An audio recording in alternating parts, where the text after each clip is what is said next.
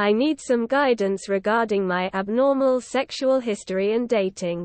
Hi everyone. This is not my usual account since my question is so sensitive and I don't want people I know to see it. This is going to be a long post, so bear with me. I'm 25F from Europe and I don't understand how I ended up so different from other girls around me. I started masturbating young, around 5 years old, and I just did it because it felt good. I was getting caught and eventually I learnt to do it in private, but I was shamed for it by my family. I think my mom even said she would have me adopted if I didn't stop. I got my first PC as a 10-year-old, but before that I was begging my cousin F, 3 years older, to show me sexy adult games on her computer, and eventually she relented and all I wanted to do was watch those animated porn vids. They were very popular back then, I think. Once I had my own setup, I would watch by myself and masturbate at my desk. A couple years later, I started watching real human porn and became addicted to it. I had favorite porn stars and I was trying to imitate their voices. I liked American accents growing up and wanted to sound as close to them as possible. And I would basically just talk dirty to myself and create fantasies in my head. I found my dad's Playboy magazines from the late 90s and was always looking at them. I had one stashed under the carpet and my mom found it while vacuuming. Surprisingly, she didn't think it was a big deal because they were just naked women. I had a huge collection of posters of women in sexy lingerie, because I would keep them from the magazine that would accompany my dad's newspaper. This doesn't happen anymore, but it was usual to see this in the 2000s. The classmates with whom I was friends with in 4th grade would always laugh at my sexual jokes, and my mind was too dirty for my age, I think.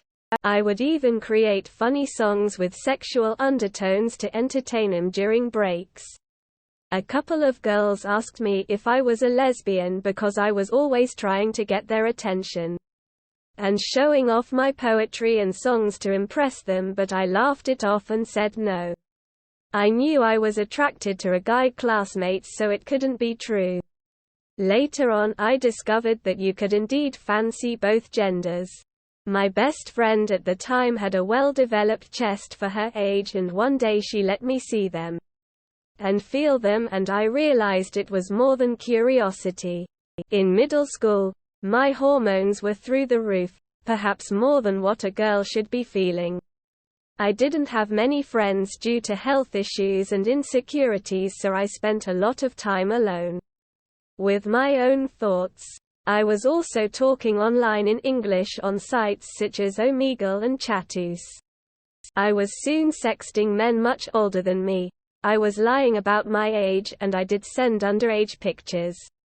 I still remember the first nudes I took with an old kind of blurry webcam. I was so proud of them that I would just send them to whoever, even before saying hi, and I was expecting validation. Everything that I was doing was for validation and compliments. Of course I was enjoying it because it also provided a sexual outlet, because in real life I wasn't yet exploring. In 8th grade, one began to masturbate internally, and it was a slow and exciting process for me because I was using objects from around the house, starting with pens, then markers, slim and long glass perfume bottles, and anything that would go in pretty much. I was enjoying this discovery a lot, and I was taking lots of pictures that I would share in my dirty chats. I also used a cucumber and a banana. I peeled it and used it that way. Thank God I didn't get an infection. There are lots more things I could add, but I want to keep it relatively short. I was also fantasizing about giving oral to guys, and for the longest time I contemplated asking a classmate of mine to let me do it to him. My desires were so overwhelming that I was even tempted to ask my male cousin to let me do it too. him as nothing more than experimentation. I was even more sexual than him. He's a year older. Because he didn't care to watch late-night erotic stuff on TV like I wanted. We were very young though, like maybe 10.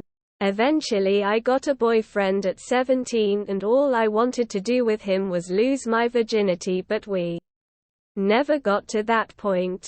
Soon after, I found someone else and I finally got what I wanted for so long. We spent time exploring things and I was happy because it was all new, but after 2 years I realized I wasn't really satisfied.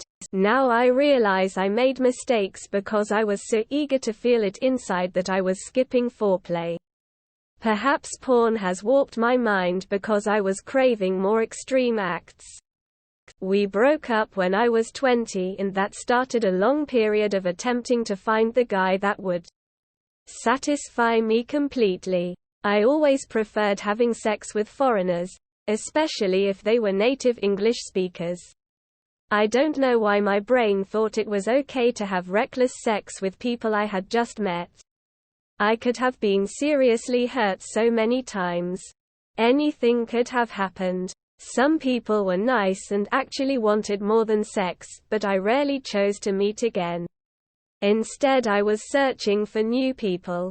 Almost everyone I ever met on dates I ended up having sex with right away, and I don't understand why.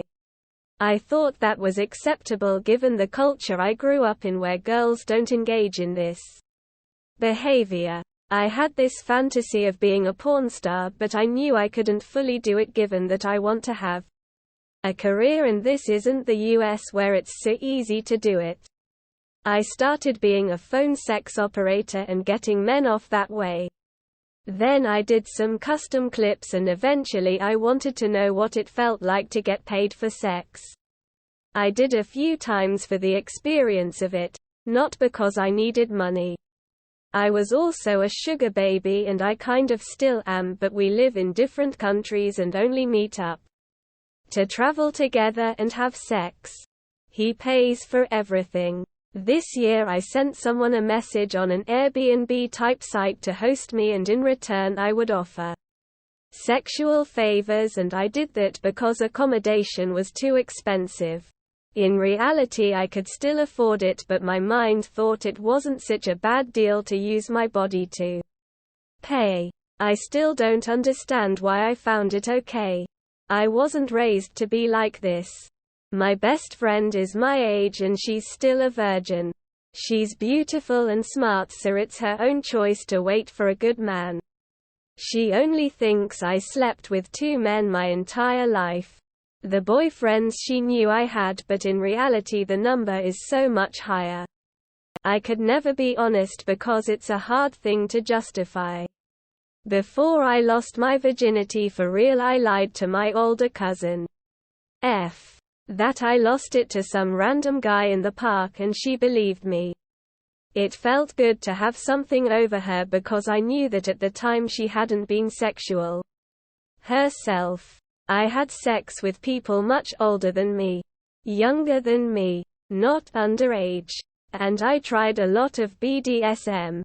I'm very submissive and I was even a model for some demos on how to make a girl squirt, how to have good painless anal. So basically a lot of people saw me naked and in vulnerable positions, but for me it felt hot and like I was helping to educate. I have always been selfless and way too open-minded in bed. I even read a Reddit post from someone asking the pros and cons of hiring an escort to lose your virginity, and I messaged him as he was from the same country and we met up and I offered him his first sexual experience. He was in no way my type or good looking for that matter, but I didn't care. I acted like I normally do and he was very thankful and happy with it. And despite my short escort past, I didn't charge any money. I even hired a male escort myself to see what it was like, and because I thought it was funny that I had the same work as him but he didn't know it. There have been lots of other crazy experiences, but to put it shortly, I am very much desensitized to sex, and I realize it's detrimental to relationships. I want to take it slowly with someone, but I don't have the self-control.